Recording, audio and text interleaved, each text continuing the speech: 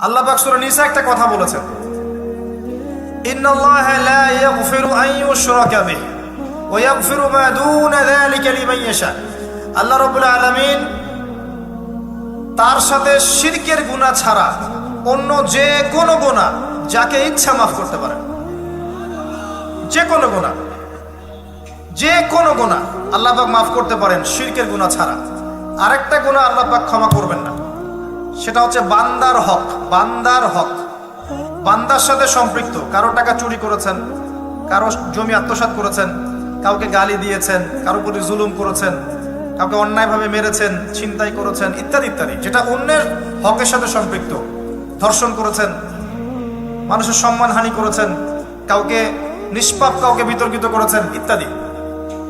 এই যে মানুষের সাথে জড়িত হক, এটা আল্লাহর কাছে মাফ নেওয়া যাবে না। কাবা ঘরের গেলাফ ধরে কানলেও কোনো লাভ নাই। ওই বান্দার কাছে গিয়ে ক্ষমা নিতে হবে, ভাই আমি আপনাকে গালি দিয়েছি, মাফ করে দেন। ভাই আমি তোমার টাকা চুরি করেছিলাম, এই নাও ফেরত নাও। বোন তোমার সম্পত্তি আমি দেই নাই, নিয়ে নাও। প্রতিবেশী তোমার জমি আমি নিয়েছি, নিয়ে নাও। এটা দুনিয়াতে করতে হবে। অন্যথায় পরকালে দেখবেন যে মানুষের সাথে জড়িত হকের জন্য মানুষটা দাঁড়িয়ে আছে।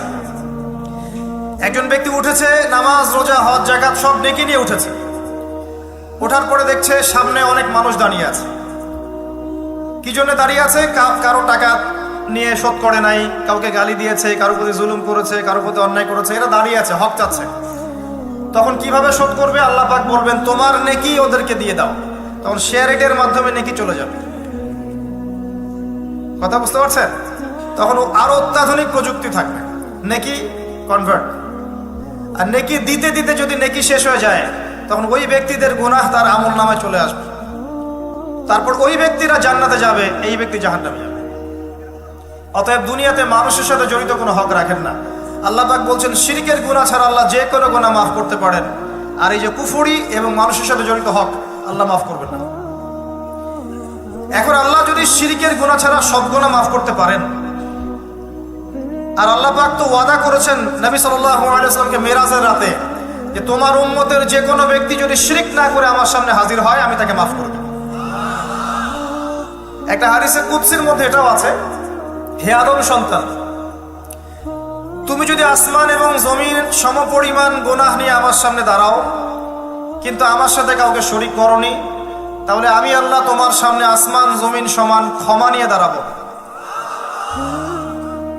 আবার নবী সাল্লাল্লাহু আলাইহি ওয়াসাল্লাম সুপারিশ করবেন যার অন্তরে এক জাররা পরিমাণ ঈমান থাকবে, তারা জান্নাতে যাবে। তাহলে কি কারণে 1999 জন মানুষ জাহান্নামে যাবে? উত্তরটা দেন দেখি। তাদের আমল নামায় কিসের পাপ থাকতে পারে? কিসের? এটা বোঝার জন্য কি পিএইচডি করার দরকার আছে?